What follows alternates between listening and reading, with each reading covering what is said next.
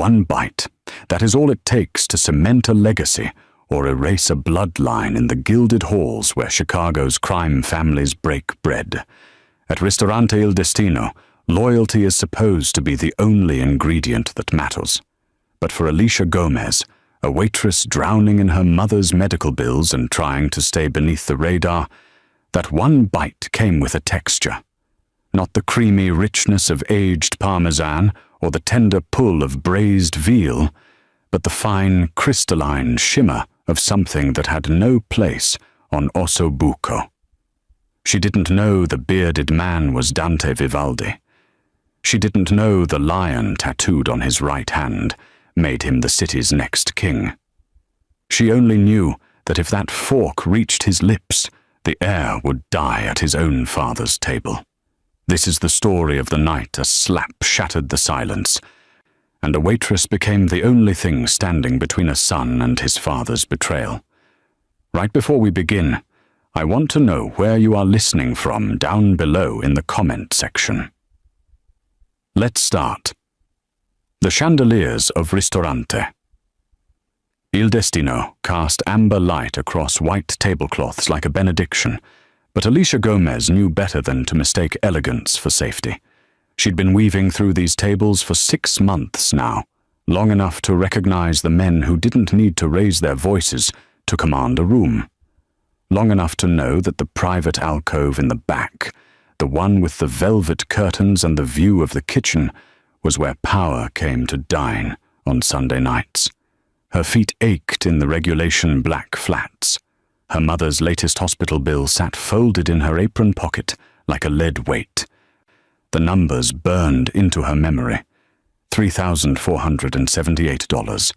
The cost of keeping someone alive while your own life slowly suffocated under the debt. She balanced the tray of osso buco with practiced grace. The braised veal shanks glistening under their sauce, bone marrow pooling in the center of each crosscut like liquid gold. The murmur of Italian and English blended with the soft strings of Puccini floating from hidden speakers. Alicia approached the Vivaldi table, her smile fixed in the pleasant neutrality she'd perfected. Not too warm, not too cold, invisible. That was the trick to surviving in a place like this. Be the wallpaper, be the background music, be anything but memorable. Don Vittorio Vivaldi sat at the head of the table like a Renaissance painting come to life. Silver hair swept back from a face that might have been handsome before it had been carved into something harder. His suit probably cost more than Alicia made in a year. He raised a crystal glass of Barolo, the wine catching the light like blood. To my son, the Don's voice carried the weight of old-world authority, who will carry our name into the future with the strength it deserves. Across from him, Dante Vivaldi nodded, his dark beard neatly trimmed, his eyes the color of espresso. When he reached for his own glass, Alicia caught the flash of ink across his right hand, a lion's head, mane flowing across his knuckles in exquisite detail, the mark of the heir. She'd seen it before when she'd served their table, but tonight something about the way his father watched him made her skin prickle. She set down the first plate in front of Don Vittorio with steady hands, then moved to Dante's place setting. The second dish landed with the softest clink of porcelain on wood. The veal shank looked perfect, the gremolata garnish bright green against the rich brown sauce. And yet, Alicia's hand hesitated over the plate. Her nursing school reflexes, the ones she'd spent 2 years and $40,000 developing before her mother's illness, had pulled her out, fired like a warning shot. The white powder dusted across the meat's surface, too fine, too uniform. Parmesan cheese had texture, character, the rough grain of something aged. This looked like it had been sifted through silk. Her heart kicked against her ribs. She thought of Dr. Reeves's voice in Toxicology 201, droning on about contact poisons while half the class dozed in the back row. She thought of the crystalline compounds that could stop a heart in minutes, the ones that dissolved on the tongue and left nothing but a corpse and confusion. Dante reached for his fork, his lion-marked hand moving with casual confidence. Don Vittorio watched over the rim of his wine-glass, and there, just there, Alicia caught it, the briefest flicker in the old man's eyes. Not concern, not love, anticipation. The fork lifted, the tines speared the veal. Dante smiled at something his father said, the words lost in the sudden rushing of blood in Alicia's ears. She saw the future in the space of a breath, the fork rising, the lips parting, the powder touching tongue and palate, the collapse, the screaming, the sirens that would come too late. Her body moved before her mind could stop it. Alicia's hand shot out and slapped the fork from Dante's grip with enough force to send it spinning across the table. It clattered against Don Vittorio's wine glass, and the entire restaurant fell into a silence so profound she could hear the hiss of the meat as it hit the floor. Where it landed, the varnish on the hardwood began to bubble, a small circle of corruption spreading like a stain. Every eye in Ristorante Il Destino turned to witness a waitress standing over the city's next king, her hand still raised, her chest heaving, and the scattered remains of his last meal smoking at their feet. Dante's eyes met hers, wide with shock and something else, the dawning recognition that she had just saved his life, or started a war. Perhaps both. Dante's fist hit the mahogany with the force of a gavel, and the sound cracked through the silence like a gunshot. 6 men in dark suits rose as one, their movements synchronized by years of violent choreography. Alicia saw the glint of steel, heard the whisper of metal clearing leather, and suddenly she was staring down the barrels of enough firepower to end her story before it truly began. Her hands went up instinctively, the universal language of surrender, but her voice stayed steady. Training from a life spent in emergency rooms and lecture halls kept her focused, even as her pulse hammered against her throat. "The floor," she said, her words cutting through the tension. "Look at the floor." No one moved. The guns didn't waver. Dante's jaw worked beneath his beard, his espresso eyes dark with something between rage and confusion.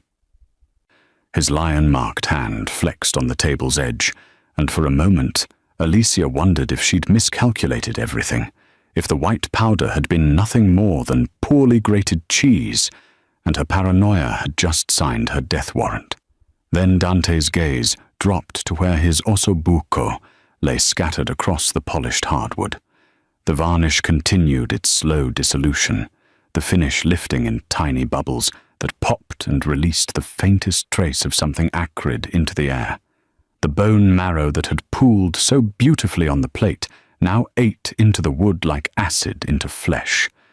Where the white powder had concentrated, a small crater was forming, the chemical reaction undeniable even to those without medical training.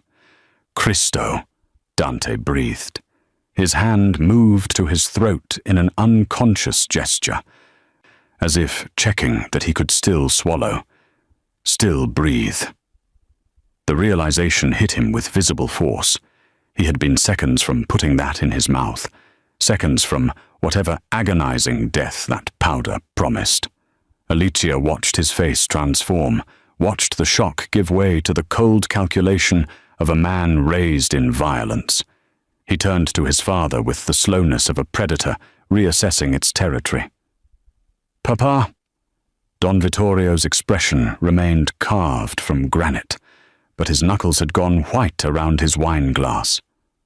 "An accident," he said, his voice smooth as the Barolo he'd toasted with. "Someone in the kitchen made a terrible mistake. We will find out who—" "Kill her!" The words came fast, too fast, cutting across his own measured explanation.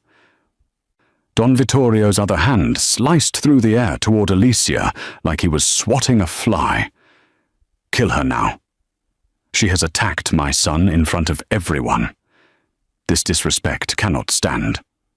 The command hung in the perfumed air of the restaurant, and Alicia felt the shift in the room like a drop in atmospheric pressure before a storm.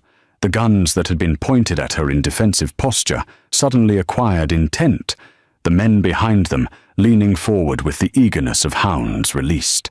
But Dante's hand shot up, palm out, and the gesture froze them mid-motion.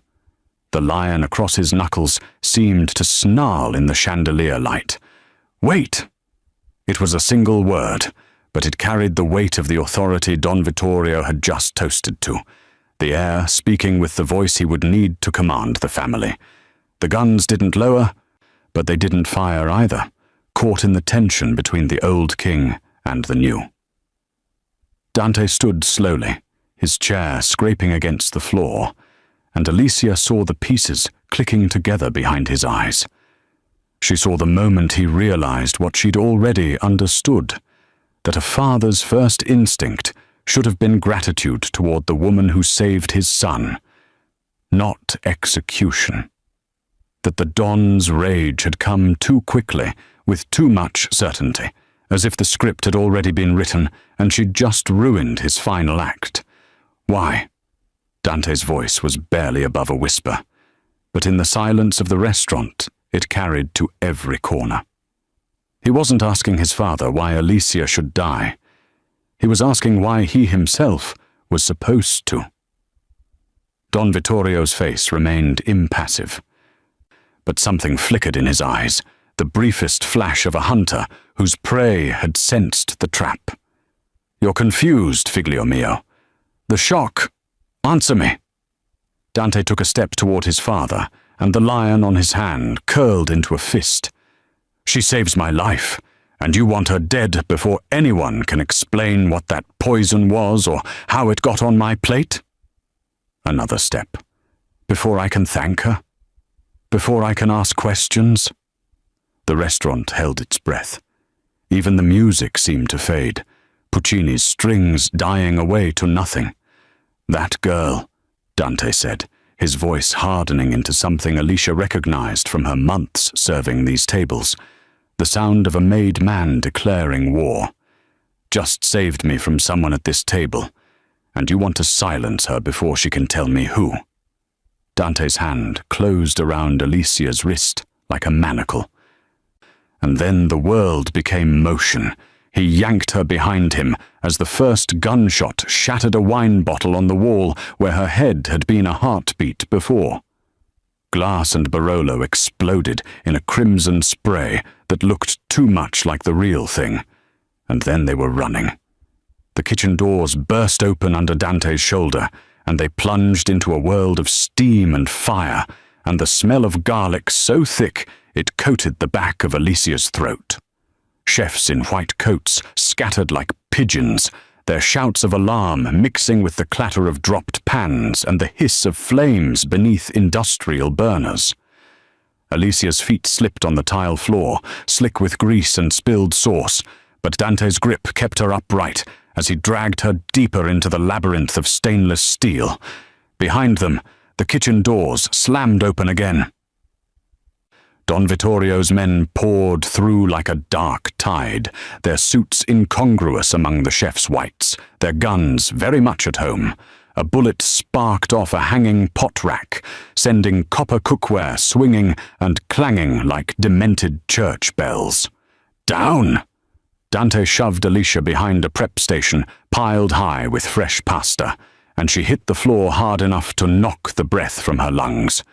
Above her, another shot punched through a pot of marinara, and the sauce erupted like a wound, thick red liquid cascading over the counter's edge and pooling around her knees. The heat of it seared through her black slacks. Dante moved with the efficiency of a man who'd been trained for violence since childhood. He grabbed a cast-iron skillet from a nearby burner, the handle wrapped hastily in a fallen apron, and swung it in a vicious arc that connected with the first gunman's temple. The man dropped like a puppet with cut strings, his weapon skittering across the tile. But there were more. always more. Alicia could see them fanning out through the kitchen, using the industrial equipment as cover, moving with the coordination of men who'd hunted prey through tighter spaces than this. Her nursing school brain catalogued exits with desperate speed, the main doors they'd come through, now blocked, the service entrance on the far side, 30 feet of open ground away, the walk-in freezer, a death trap with only one way out. "Chef Marcello!" Dante's voice cut through the chaos, and Alicia followed his gaze to a compact man in a stained white coat trying to slip out the back door. The chef froze, his hand on the exit bar, and the guilt on his face told the entire story before he could manufacture a lie. Dante vaulted over a stainless steel counter with liquid grace, landing between the chef and freedom. "You cooked my last meal," he said, and the words carried a weight that made even the gunman pause. "Who paid you?" Chef Marcello's mouth opened and closed like a landed fish. Sweat beaded on his forehead, mixing with the steam from the pots still boiling on their burners. "Signor Vivaldi, Which Signor Vivaldi?" Dante's hand shot out and fisted in the chef's collar, slamming him back against the door. "Answer carefully. Your life depends on it." A bullet answered instead, punching through a bag of flour on the shelf above them. White powder exploded in a cloud that filled the air like fog, and in that moment of reduced visibility, Dante made his choice. He drove his knee into the chef's stomach with brutal precision, caught the man's phone as it tumbled from his pocket, and then he was moving again, back toward where Alicia crouched behind her fortress of pasta. "Can you run?" he asked, his voice urgent but somehow steady, and she nodded even though her legs felt like water. He hauled her up with one hand, the chef's phone clutched in the other, and they were sprinting for the back exit. The kitchen erupted behind them. Someone hit the fire suppression system, and suddenly water was raining down from the ceiling, mixing with oil and sauce to create a treacherous slick. Alicia heard cursing in Italian and English, heard the crash of a body hitting the floor, but she didn't look back. Dante kicked open the service door and they burst into the alley where the night air hit her lungs like ice after the inferno of the kitchen. A delivery truck idled against the loading dock, its engine running, the driver nowhere to be seen, probably inside collecting his tip, unaware that his Sunday night was about to get complicated. Dante didn't hesitate. He pulled Alicia toward the cab, wrenched open the passenger door, and shoved her inside. "You know how to drive?" he asked, already moving around to the driver's side. "Yes, but good. Because in about 10 seconds, I'm going to need you to." He fired up the engine properly and threw the truck into gear just as Don Vittorio's men spilled into the alley, their weapons raised, their faces twisted with fury. The truck lurched forward with a diesel roar, and Alicia grabbed the dashboard as Dante aimed them toward the narrow mouth of the alley, like a missile toward its target. Muzzle flashes lit the darkness behind them, and she heard the distinctive ping of bullets against metal. But then they were on the street, merging into the flow of Chicago traffic. Two people covered in marinara and flour, fleeing a father's betrayal in a stolen bread truck that smelled like rosemary and imminent death. The delivery truck's headlights cut through the Chicago night as Dante navigated side streets with the instinct of a man who knew which routes the police avoided. Alicia watched the rearview mirror for pursuit, her heart still hammering from the kitchen firefight, marinara sauce drying stiff on her clothes like stage blood. They'd made it 6 blocks before Dante's right hand slipped on the steering wheel. "Merda," he muttered, flexing his fingers with visible effort. The lion tattoo seemed to ripple across his knuckles as the muscles beneath it struggled to respond. He gripped the wheel tighter, overcompensating, but Alicia saw the tremor that ran through his forearm. "Pull over," she said immediately. "We need distance. They'll have every soldier in the family looking for—" "Pull over now." The command in her voice surprised even her, but it was the tone she'd learned in clinical rotations, the voice that cut through panic and pain to reach the lizard brain that wanted to survive. "You're showing symptoms." Dante's jaw clenched, but he guided the truck into the gravel lot of a shuttered gas station. The kind of place where weeds pushed through cracked concrete and the pumps had been dark for years. He killed the engine and turned to face her, and in the glow of a distant streetlight, she could see the sheen of sweat on his forehead, despite the cold night air.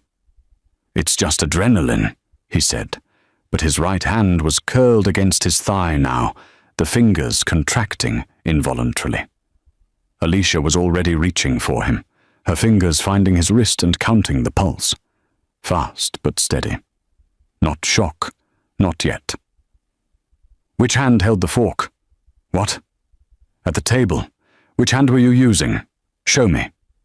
Dante lifted his right hand slowly, and Alicia saw it then, the faint discoloration on his palm and fingertips, a subtle redness that could have been mistaken for irritation, but carried the wrong pattern. Not uniform. Concentrated where flesh had pressed against metal. "Binary compound," she breathed, the pieces clicking together with the terrible clarity of a diagnosis confirmed. God, he was thorough. The powder on the meat was only part of it. The fork handle was coated with the catalyst. Dante stared at his hand like it belonged to someone else. "I don't understand. 2-part poison. Neither component is lethal alone, but when they mix..." Alicia was already digging through her apron pockets, inventorying the meager supplies of a waitress who used to be a nursing student. Pen, order pad, the folded hospital bill, a book of matches. Nothing useful. Nothing that could stop a neurotoxin from spreading through his bloodstream. "How long have you had numbness?" "Since the kitchen, maybe 5 minutes." 5 minutes. The compound was already in his system, crawling toward his heart and lungs with chemical inevitability. Alicia's mind raced through treatment protocols she'd memorized for exams she never finished taking. Activated charcoal for ingestion, useless here. Atropine for certain nerve agents, which she didn't have. Epinephrine to buy time, also absent. She looked at Dante's hand again, at the point of absorption, and made a decision that would have gotten her expelled from any medical program in the country. "I need your knife," she said. Dante's left hand moved to his ankle without question, producing a blade that caught the streetlight like a sliver of moon. He handed it to her handle first, and she saw the understanding dawn in his eyes. "You're going to cut it out. I'm going to stop it from spreading." Alicia pushed open the passenger door and dropped to the gravel. "Come here. Bring the emergency kit from behind the seat." They worked by the light of the truck's dome lamp, Dante producing a roadside safety kit that contained a flare, reflective triangles, and a first aid pouch with butterfly bandages that would be laughably inadequate.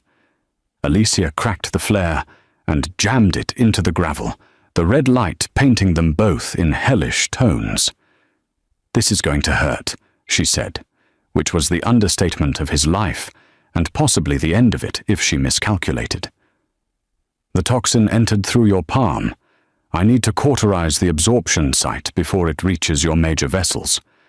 Dante braced his right hand against the truck's bumper, palm up. The lion tattoo stretching across his knuckles like it was roaring defiance at death itself. "Do it!" Alicia held the knife blade in the flare's flame until the metal glowed angry orange. Her hands didn't shake, couldn't shake, not now, not when a life depended on the training she'd abandoned and the instincts she'd never lost. She met Dante's eyes once, saw the trust there that she hadn't earned but would have to honor, and then she pressed the heated blade against his palm. The smell of burning flesh filled the air, primal and nauseating. Dante's body went rigid, his left hand fisting in the gravel. But he didn't pull away, didn't scream, just breathed through clenched teeth as Alicia methodically sealed the tissue where the poison had entered, destroying the pathway it needed to travel deeper. She worked with the precision of a surgeon and the desperation of a woman who'd already watched too many people die in hospital beds while she stood helpless. When she finally pulled the knife away, Dante's palm was a ruin of blistered tissue and cauterized flesh.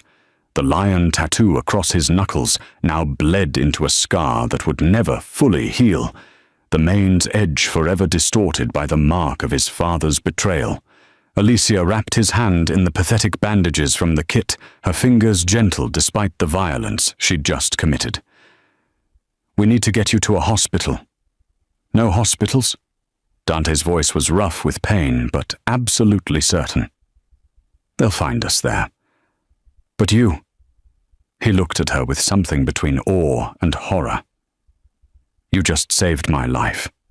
Again, the Stardust Motel squatted on the edge of nowhere. The kind of place where questions cost extra, and nobody looked at faces too closely. Alicia paid cash from Dante's wallet, while he sat slumped in the truck's passenger seat, his bandaged hand cradled against his chest like a wounded animal.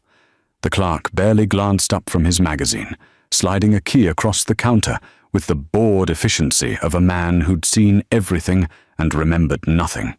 Room 12 smelled like cigarette smoke and industrial cleaner trying to mask sins that had soaked into the carpet decades ago.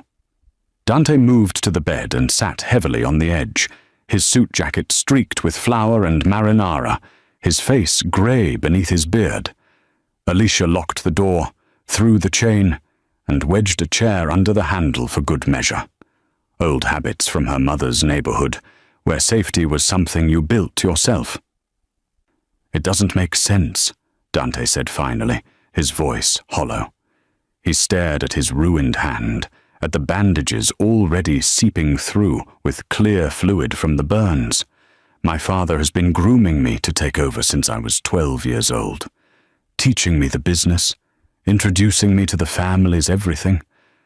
Why would he..." His throat worked around words that wouldn't come. "It was Chef Marcello. He's worked for the Benedettis for years. This was them trying to start a war, to weaken us." Alicia turned from the window where she'd been checking the parking lot. "Your father ordered him killed on sight, before we could question him. To send a message, to show strength, to silence him." She crossed to where she'd dropped the chef's phone on the nightstand, the screen cracked but still functional. "Before he could tell you the truth."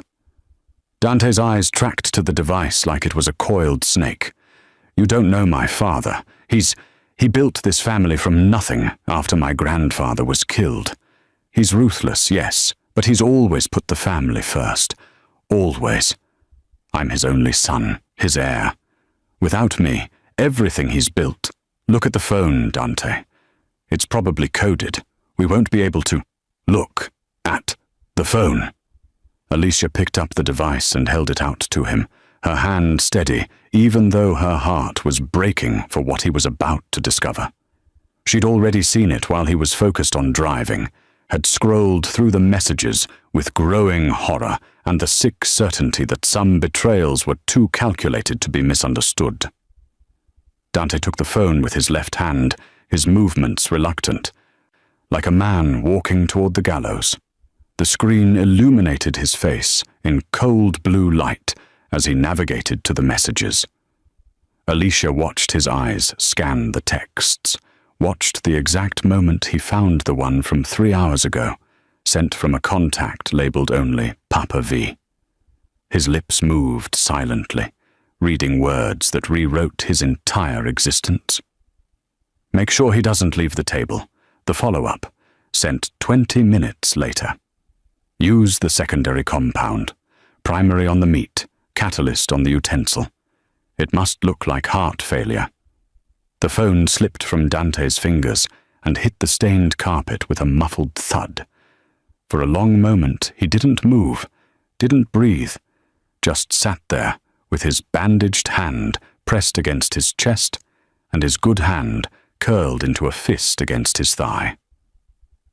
When he finally spoke, his voice came from somewhere far away, from a place Alicia couldn't follow. He thought I was weak. The words were barely a whisper. Last month, I told him we should move away from the protection rackets, focus on legitimate business, real estate, investments. He said, Dante's breath caught. He said the modern world required modern thinking, that he was proud of me for seeing the bigger picture.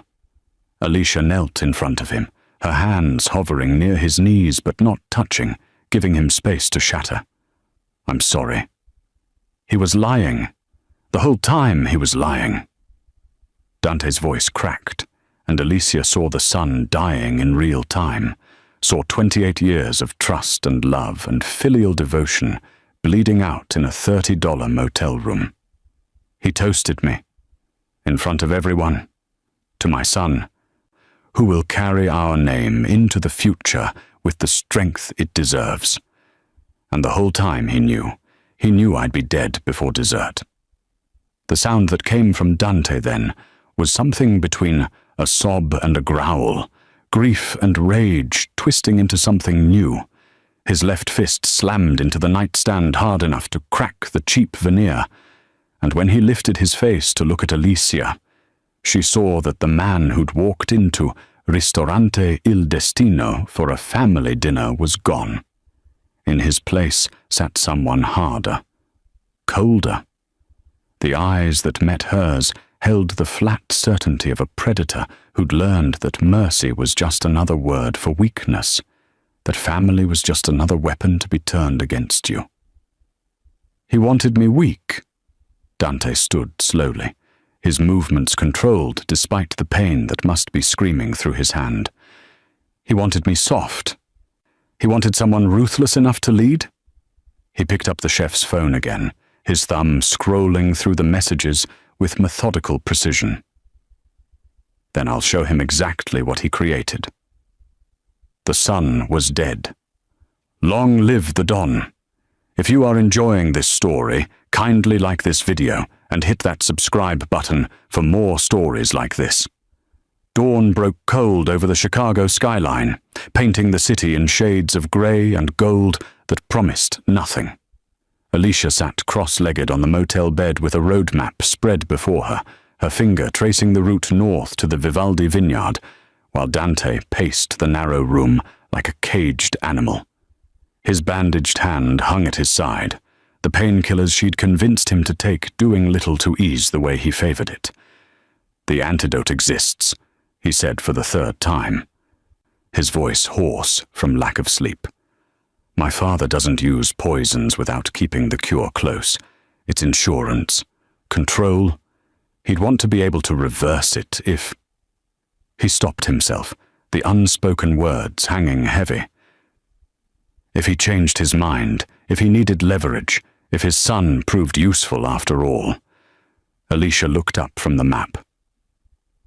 So it'll be at the vineyard, in the wine cellar. That's where he keeps everything that matters, the vintage collections, the financial records, the leverage files on every family in the city. Dante's mouth twisted into something that wasn't quite a smile, and the chemistry set he's been playing with since I was a kid. He used to call it his hobby. I thought he meant the wine making. The poison was still in his system, slowed but not stopped by the crude cauterization. Alicia could see it in the way his pupils had started to dilate unevenly, in the tremor that occasionally ran through his left side now, spreading from the initial absorption point like ripples in dark water. They had maybe 24 hours before the neurotoxin found something critical to shut down. Maybe less. How many men guard the estate? She asked, pulling a notepad from her purse and starting a list with the methodical calm of someone planning a grocery run rather than an assault on a fortified crime family compound. 12 on rotation. More if Papa knows we're coming, which he will. He'll have every approach covered. The main gate, the service roads, the vineyard paths. Dante stopped pacing and looked at her with an expression that mixed respect and disbelief. "You understand we're talking about breaking into the most secure private property in 3 counties to steal from a man who's already tried to kill me once. Twice, technically. The fork and the meat." Alicia kept writing, her pen scratching across paper as her nursing school brain shifted into the problem-solving mode that had gotten her through organic chemistry and trauma rotations. What kind of security system? Motion sensors on the perimeter, cameras at every entrance, reinforced doors that require key codes. And that's before you factor in the men with guns who are paid very well to shoot first and never bother with questions. Alicia chewed her lip, thinking. They had no weapons except Dante's knife, no backup, no resources beyond what they could carry and what she could improvise from whatever the universe provided. It should have been impossible, but impossible was just another word for a problem that hadn't been solved yet. "We need to go shopping," she said finally. 20 minutes later, they stood in a 24-hour discount store that smelled like cheap plastic and fluorescent desperation. Alicia pushed a cart through aisles of household goods, while Dante trailed behind her, his baseball cap pulled low, watching the exits with the paranoia of a hunted man. She loaded the cart with items that seemed random to anyone watching: bleach, ammonia, drain cleaner, pool shock, rubbing alcohol, road flares, zip ties, duct tape, a dozen glass bottles, and several large bags of fertilizer from the garden section. "You're building a bomb," Dante said quietly, as she added a funnel and latex gloves to the collection. "I'm building options." Alicia moved to the automotive section and grabbed battery acid and antifreeze. "Your father has numbers and training. We have chemistry and desperation. I spent 2 years learning what substances do to human tissue." She met his eyes over the cart loaded with innocent products that could be combined into a dozen different nightmares. "I'm about to teach those guards the same lessons."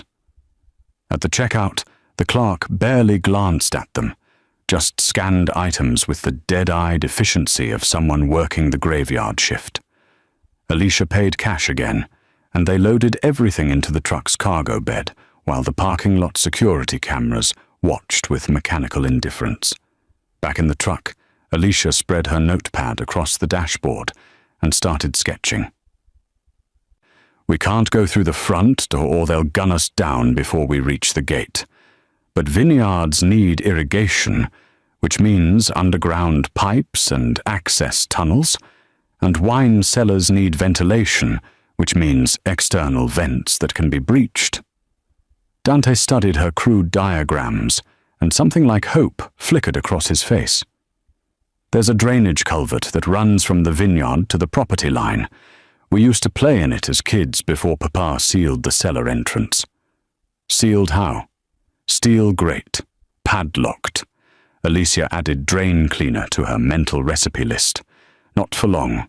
Tell me about the cellar layout, where he'd keep the antidote, how many exits, what we're walking into." As Dante described his father's underground sanctum, Alicia filled pages with notations and chemical formulas, building a battle plan from household products and half-remembered lectures.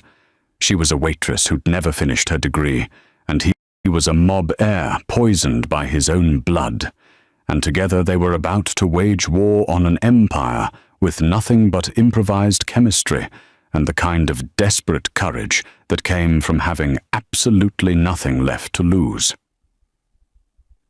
The Vivaldi vineyard rose from the Illinois countryside like something transplanted from Tuscany, all stone walls and terracotta roofs, visible even in the darkness. Alicia crouched beside Dante in the tree line, 200 yards from the main house, watching the sweep of searchlights cut through the night with mechanical precision. The estate sprawled across 40 acres of what had once been farmland, transformed by Don Vittorio's money and vision into a fortress disguised as wine country elegance. Dante's breathing had grown labored during the drive north, his pupils now visibly mismatched in size. The poison was winning its slow race toward his heart, and Alicia knew they were operating on borrowed time, measured in hours rather than days. She'd packed her improvised arsenal into a backpack that clinked softly with glass bottles, each one filled with chemical combinations that would have earned her expulsion from nursing school, and possibly a visit from federal authorities.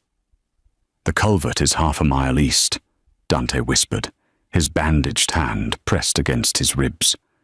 "Past the new growth vines. Papa never bothered to upgrade security there because it leads nowhere useful. Or so he thinks."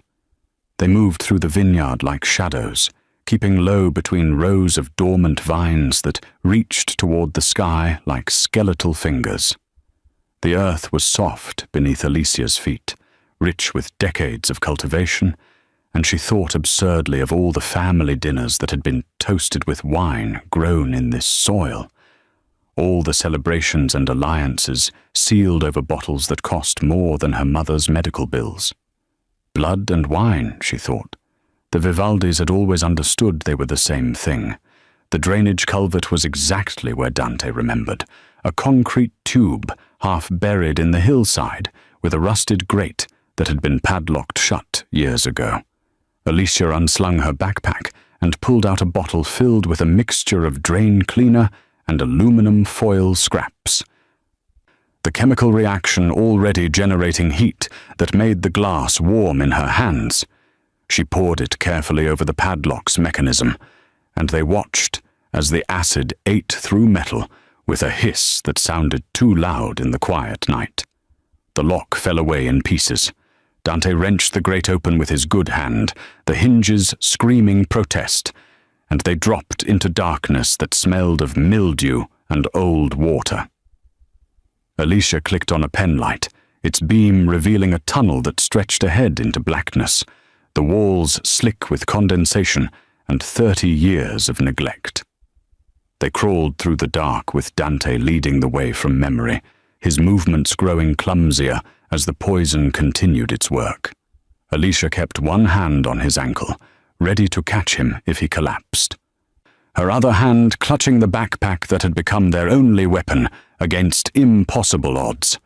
The tunnel sloped downward, and after what felt like hours but was probably only 10 minutes, they reached the steel grate Dante had mentioned, the sealed entrance to the wine cellar.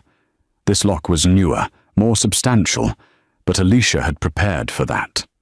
She mixed a more aggressive compound in a plastic container, adding pool shock to muriatic acid with the careful precision of someone who understood that chemistry was just controlled violence at the molecular level. The mixture began to smoke immediately, and she poured it over the grate's mounting points, watching the metal weep and buckle under the chemical assault. Dante kicked the grate once, twice, and on the third impact, it tore free from the wall with a groan that echoed through the tunnel. They emerged into the wine cellar like ghosts rising from the earth, surrounded by floor-to-ceiling racks of bottles that probably represented more wealth than Alicia would earn in a lifetime. The air here was climate-controlled, dry and cool, with the faint scent of oak and something sharper underneath, chemicals that didn't belong in a place dedicated to fermentation. The laboratory was hidden behind a false wall of wine racks, accessible through a door disguised as part of the shelving. Dante's fingers found the release mechanism automatically, muscle memory from a childhood spent exploring his father's secrets, and the door swung inward to reveal a space that looked like it belonged in a pharmaceutical facility rather than a family estate.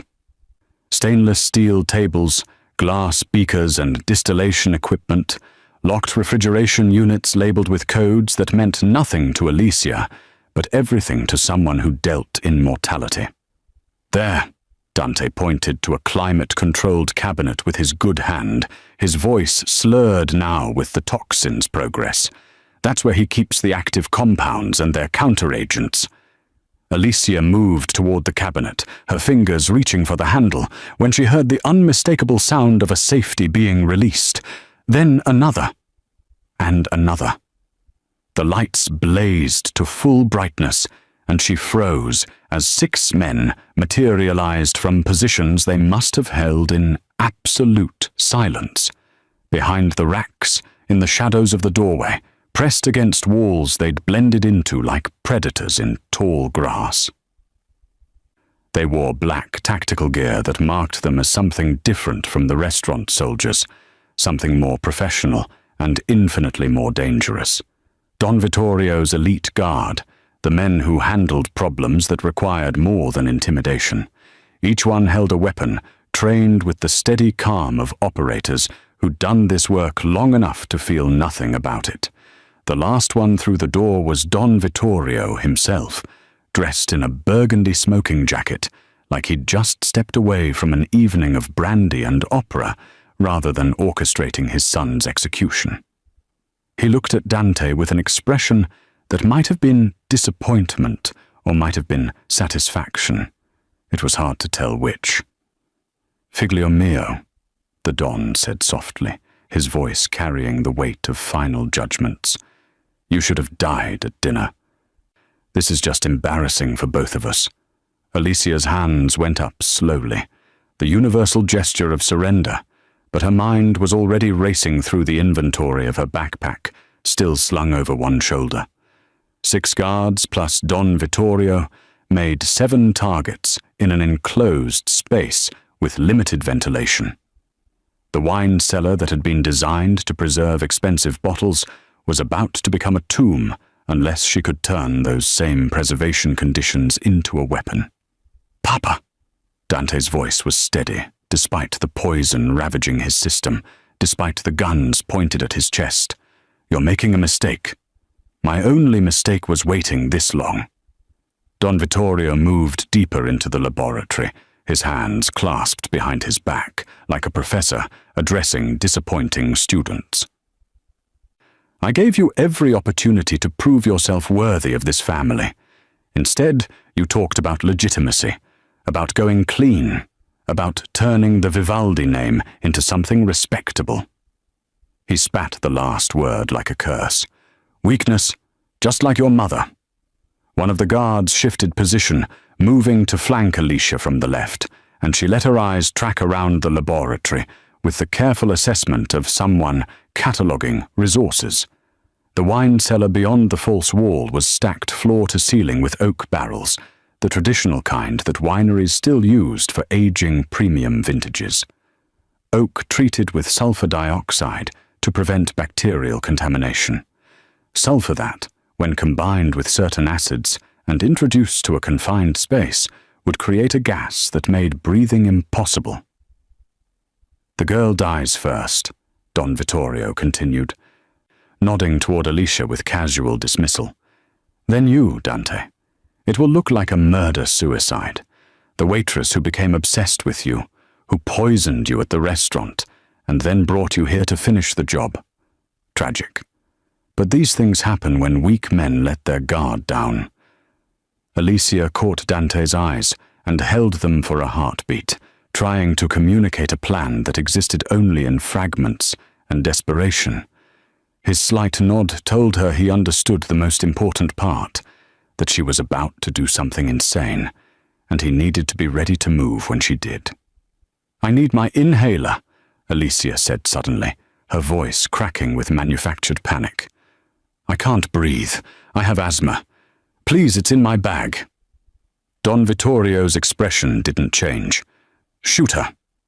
But Alicia was already moving, dropping to her knees and swinging the backpack around with the motion, her hands diving inside, not for an inhaler that didn't exist, but for the bottles she'd prepared for exactly this kind of impossible situation.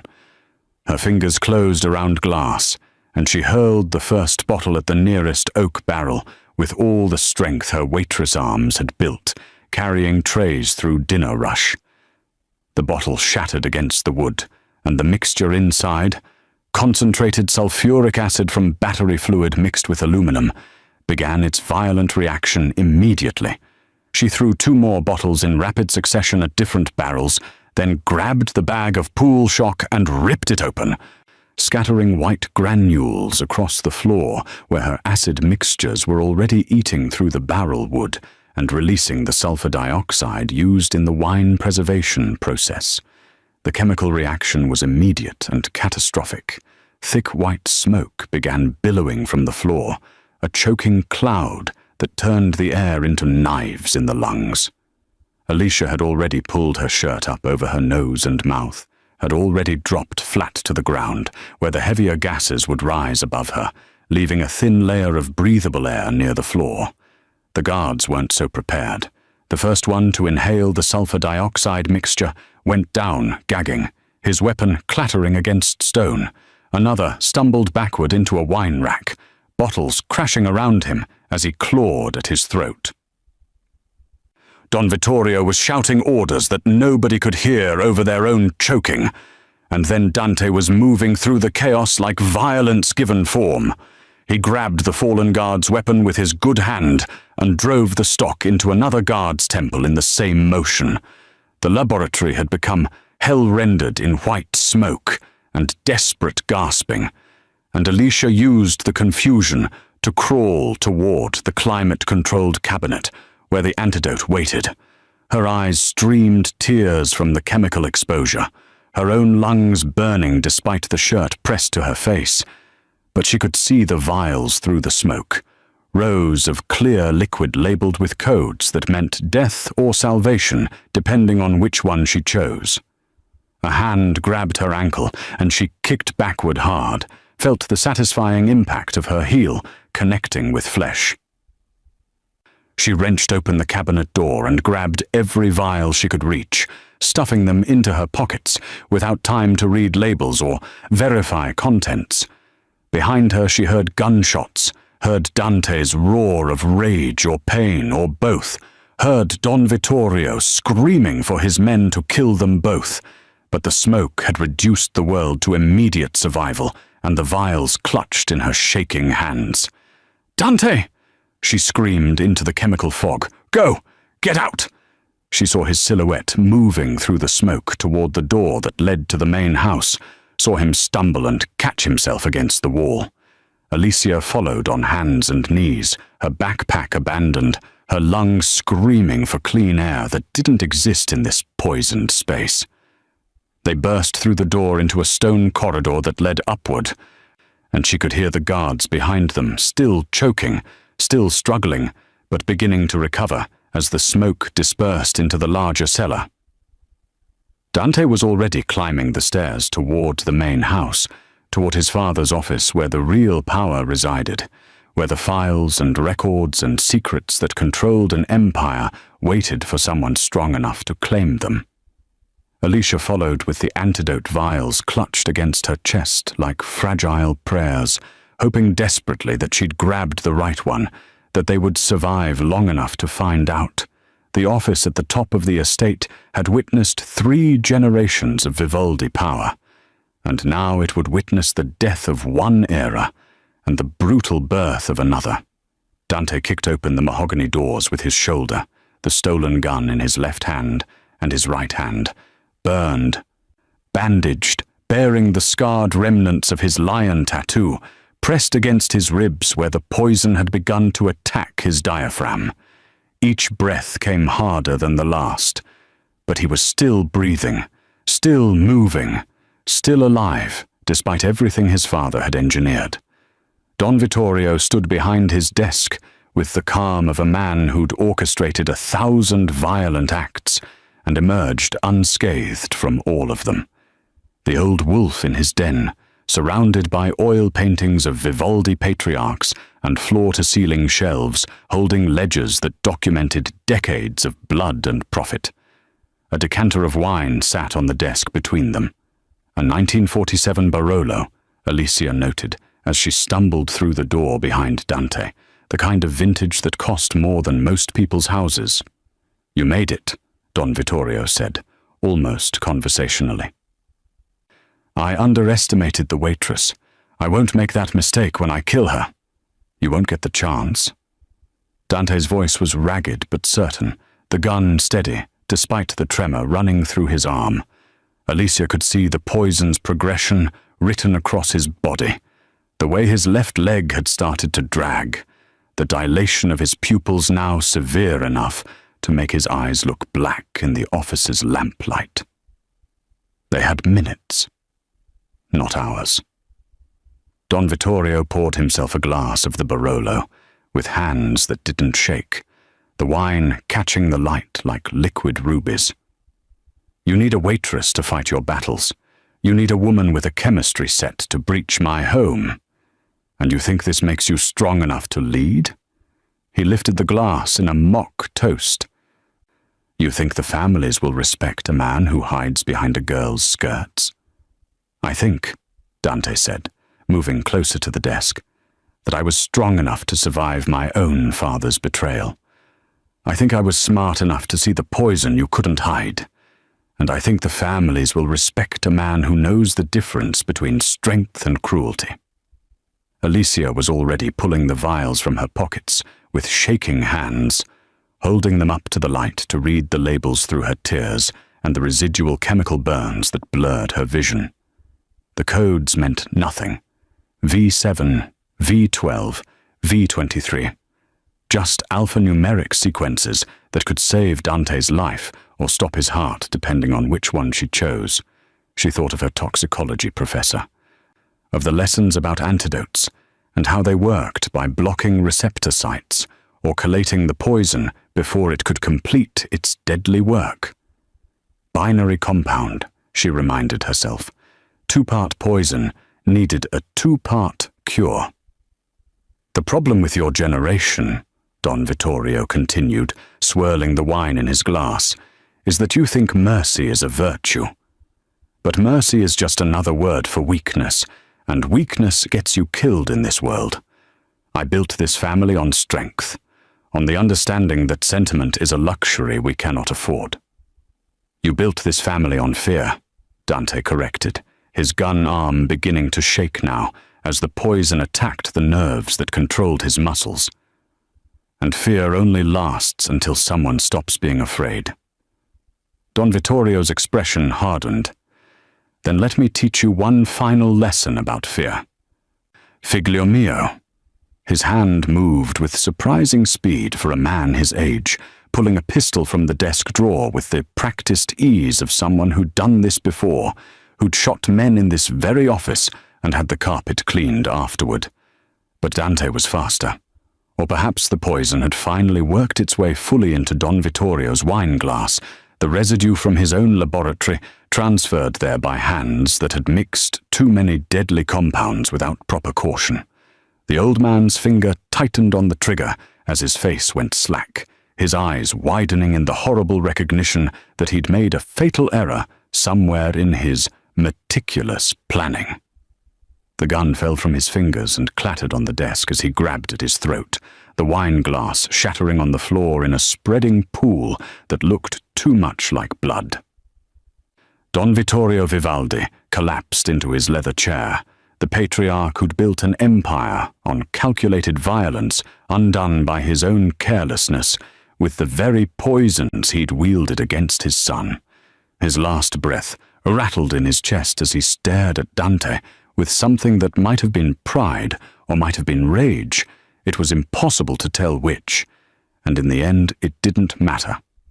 Alicia jammed the needle into Dante's thigh and pressed the plunger, administering the antidote she'd chosen through desperate intuition and half-remembered lessons about receptor antagonists.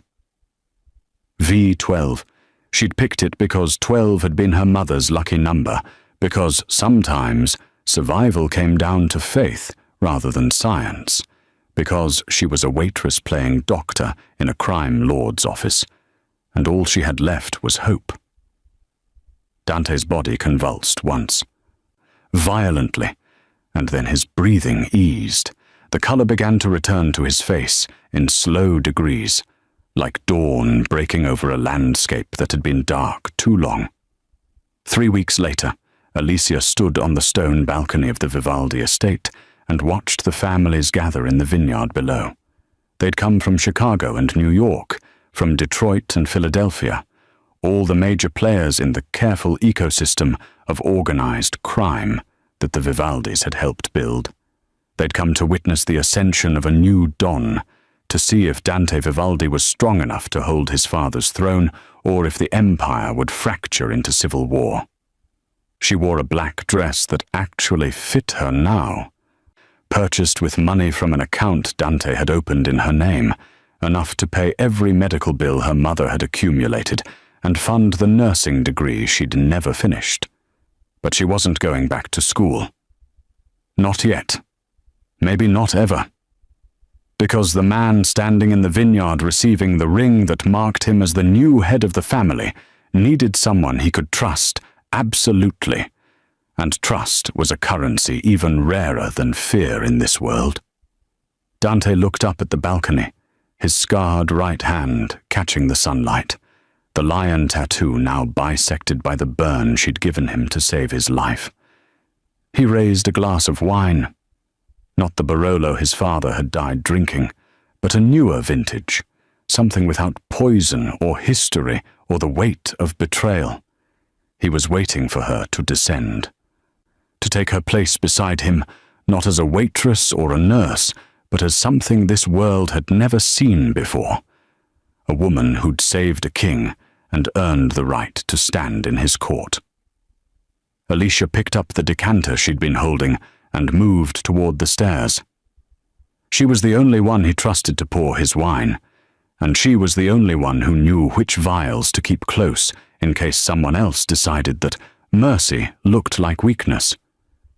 The families watched her approach with wary respect, this woman who'd stopped a fork mid-air and started a revolution.